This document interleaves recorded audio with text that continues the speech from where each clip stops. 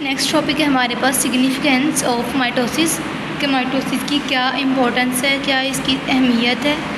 तो जो माइटोसिस है ये बहुत ज़्यादा इसकी अहमियत है। जो सेल्स डेवलप करते हैं, ग्रो करते हैं या रिप्लेस करते हैं, रीजनरेट करते हैं, वो सारे के सारे माइटोसिस की वजह से हैं। तो इसके 4 मेन पॉइंट्स हैं जो हमारी बुक में मेंशन है। सबसे फर्स्ट हमारे पास डेवलपमेंट एंड ग्रोथ कि एक जाइगोट है, जो एक जाइगोट बना है तो उसमें अंदर माइटोसिस हुई है, देन वो जाके बेबी बना है। ठीक है, जाइगोट बनने से पहले उसके अंदर जो फ्यूजन हुई है गमीट और स्पर्म और एग की, देन उसमें मियोसिस हुई है। देन जब जाइगोट बन गया इसमें माइटोसिस हुई है, माइटोसिस के ज़रिए वो एक पूरी बेबी बन गया, मल्टी सेलुलर ऑर्गेनिज्म बना।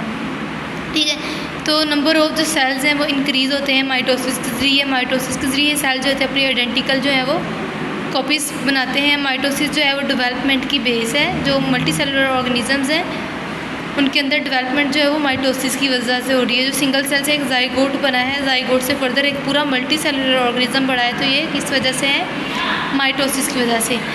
एक तो डेवलपमेंट करवा रहा है और दूसरा ग्रोथ भी करवा रहा है। डेवलपमेंट होता है किसी चीज़ का बन जाना, लेकिन ग्रोथ है कि कोई चीज़ बन गई है अब उसका बढ़ जाना, उसका बढ़ना, साइज़ उसका इंक्रीज़ होना, साइज़ इंक्रीज़ होना और नंबर इंक्रीज़ होना। डेवलपमेंट और ग्रोथ दो अलग अलग चीज़ें हैं। सेकंड हमारे पास वो है सेल रिप्लेसमेंट, कि सेल हम किस तरह से रिप्लेस करते हैं। जो सेल हैं वो किस तरह से रिप्लेस होते हैं, एक की जगह नए सेल आ जाते हैं।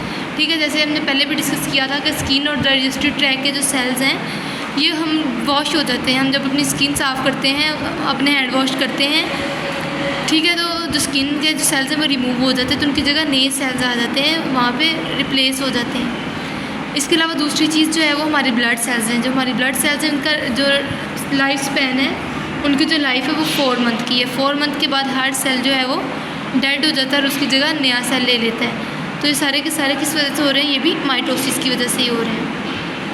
थर्ड है हमारे पास रीजनरेशन। री मीन अगेन, जनरेशन पैदा करना, जनरेट करना, बनना। किसी एक चीज़ जो कहीं गायब हो गई है, कहीं गुम हो गई, उसका दोबारा से आ जाना। ठीक है, हमारे पास यहाँ पे स्टारफिश होती है। स्टारफिश के आर्म्स होते हैं 5। अगर उसका एक आर्म जो है वो लॉस्ट हो गया, कट हो गया है, ठीक है, किसी और एनिमल ने इस पर अटैक कर दिया तो वो ख़राब हो गया है, तो सी स्टार जो है उसको रीजनरेट कर लेगी माइटोसिस के ज़रिए। सेम ऐसे हमारे पास रिप्टाइल्स हैं। हम लिजर्ड को देखते हैं, उसकी टेल जो है वो कट जाती है तो उसके बाद कुछ दिनों बाद उसकी टेल न्यू आ जाती है। These are due to mitosis. Next हमारे पास माइटोसिस की सिग्निफिकेंस क्या है कि एसेक्सुअल रिप्रोडक्शन। एसेक्सुअल रिप्रोडक्शन की बहुत ज़्यादा टाइप्स हैं, लेकिन हम यहाँ सिर्फ बडिंग देखेंगे। एसेक्सुअल रिप्रोडक्शन है क्या कि जिसमें हम एग्जैक्ट कॉपी, पेरेंट के जैसी एग्जैक्ट कॉपी तैयार कर लेते हैं, बिल्कुल सिमिलर ऑर्गेनिज्म प्रोड्यूस करवा लेते हैं। इसमें हम बडिंग देखेंगे। बडिंग क्या है कि हम हाइड्रा की एग्जांपल ले रहे हैं। जो हाइड्रा है, ठीक है, हाइड्रा में एक छोटी सी आउट ग्रोथ हुई, ये अब ये थोड़ी सी बड़ी हुई, ये इससे गिर गई, इससे जब ये अलग हुई इससे, ये खुद आके ग्रो हो गई एक नए हाइड्रा में। जब ये यहाँ से इससे डिटैच हुई तो इससे नए हाइड्रा में कन्वर्ट होगी। नेक्स्ट फिर इसके साथ यही हुआ कि इसके अंदर फिर से ऐसे एक बड बना, बड जो है वो डेवलप हुआ, डेवलप होकर वो गिर के फिर वो उसमें से नया बन गया।